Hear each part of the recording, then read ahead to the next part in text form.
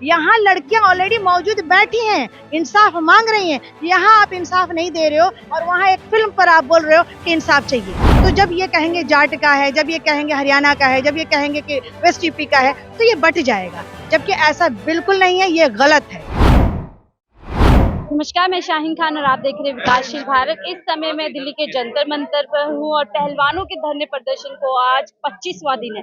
25वें दिन बाद इस तरह से आप यहाँ पर जो नज़ारा देख सकते हैं। तमाम देश से लोग आ रहे हैं, थोड़ा लोग रुक रुक कर आ रहे हैं समर्थन करने के लिए। हालांकि इस बीच बता दूं, जो फेडरेशन है वो भंग हो चुकी है और एक बड़ा बदलाव जो है धरने में ये किया गया है कि धरना अब जंतर मंतर तक सीमित नहीं है, क्योंकि जिस तरीके से आजाद इस धरना में शामिल हो गए उसके बाद ये धरना रोजाना जंतर मंतर की सीमाओं से बाहर निकल कर जाता है और एक तरीके से जो आम जनता है उनको बताने की कोशिश की जाती है कि धरने प्रदर्शन को आज 25 दिन हो गए लेकिन सुनवाई नहीं है। सीधा सीधा लोग हैं, कुछ महिलाएं, उनसे जुड़ती हूँ, सीधा सवाल करूंगी। मैम, 25 दिन हो चुके हैं, ये धरना प्रदर्शन शुरू हुआ था, सिर्फ खिलाड़ी बैठे थे और अब लोग जो है लगातार जुड़ते जा रहे हैं। किस तरह से आप देखते हैं 25 दिन हो चुके हैं, सरकार का रवैया कैसे?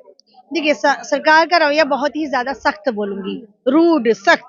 ऐसा नहीं होना चाहिए, क्योंकि यहाँ देश की बेटियां बैठी हैं और वो बेटियां जो देश का गर्व है, देश की शान को बढ़ाती है, देश के लिए गोल्ड मेडल लाई है। जो जब ये गोल्ड मेडल लाती हैं तब मोदी जी उनके साथ खड़े होते हैं और उनके साथ फोटो खिंचवाते हैं और उनको शाबाशी देते हैं, उनके पीठ थपथपाते हैं। लेकिन आज जब लड़कियां मुसीबत में हैं, आज जब लड़कियों का शोषण हुआ है, तो यहाँ क्यों नहीं भाजपा का कोई मंत्री आ रहा है, क्यों नहीं भाजपा का कोई कार्यकर्ता आ रहा है, क्यों नहीं अमित शाह जी आ रहे हैं, क्यों नहीं मोदी जी बात कर रहे हैं? जाट का आंदोलन इसको रूप दिया जा रहा है कि सिर्फ जाटों का आंदोलन है, उसको आप कैसे देखते हैं? हमेशा जो धरने होते हैं आम जनता के, उसको ऐसे ही जो है बांट दिया जाता है। देखिए, बांटा इसलिए जाता है कि आप आज क्या सदियों से आप जान रही होंगी कि जो बांटा जाता है, यानी टुकड़े जो होते हैं, वो लोगों को कमजोर करने के लिए किया जाता है। जब हमारी मुट्ठी बंद होती है तो ताकत बढ़ता है। जब इनको पांचों उंगलियों को अलग अलग कर देंगे तो ये कमजोर हो जाएगा। तो जब ये कहेंगे जाट का है, जब ये कहेंगे हरियाणा का है, जब ये कहेंगे कि वेस्ट यूपी का है, तो ये बट जाएगा, जबकि ऐसा बिल्कुल नहीं है, ये गलत है, ये अफवाह है। सिर्फ ये जो धरना है इसको कमजोर करने की कोशिश कर रहे हैं। लेकिन आपने एक कहावत सुनी होगी पेंडुलम की, जब हम जितना ज्यादा उसको फोर्सली दबाते हैं, ये उतने ही ज्यादा उछल के ऊपर आता है। ये आपने अच्छी तरह से सुना होगा, बचपन से पढ़ भी रही हूँ कि फोर्स का जो रिएक्शन होता है वो यही होता है कि हम जितना दबाते हैं उतना ज्यादा उछल के आएगा। एक सवाल और लूंगी, आप महिला हैं और महिला होने के बावजूद हम भी देखते हैं यौन शोषण होते हैं, छेड़खानी के तमाम ऐसे मामले होते हैं जिनमें सबूत लाना मुश्किल होता है और ऐसी ही बात लगातार की जा रही है आरोपी की तरफ से भी कि अगर मैं आरोपी हूँ, मैं गुनाहगार हूँ, तो मैं फांसी पे लटक जाऊंगा, आप सबूत लेकर के आइए। उसे कैसे? देखिए, मैटर क्या है कि सबूत तो इनके पास बहुत है, ऑलरेडी लड़कियों ने बोला भी है और सारे रेसलर और सारे लोग, कमेटी के लोग भी बोल रहे हैं कि सबूत तो इनफ है उनको मतलब सजा दिलाने के लिए। लेकिन चूंकि वो मौजूदा सरकार के संरक्षण में है, मौजूदा सरकार हेल्प कर रही है, उनको सपोर्ट कर रही है, जिसकी वजह से अभी तक उनको कुछ भी नहीं हो पाया। मौजूदा सरकार तो लगातार कहते हैं हम डबल इंजन सरकार है, आरोपियों को मिट्टी में मिला देते हैं, फिर भी आप लोगों को लगता है कि आरोपियों को मैं आपसे सवाल करती हूँ, अगर ऐसा है तो ये लड़कियां जनवरी में बैठी थी ना, उस टाइम में बातचीत भी हुई थी, एक टाइम भी दिया गया था, तो उस वक्त सॉल्व क्यों नहीं हुआ? भाजपा के सीएम एक क्षेत्र से आते हैं, हरियाणा से, जहाँ से वो कह रहे थे कि आप लोग जबरदस्ती का दबाव, कानून है, कानून का एक तरीका होता है, काम करने दीजिए। तो कानून का तरीका कितना? क्या 100 साल के बाद इसका मिलेगा फैसला?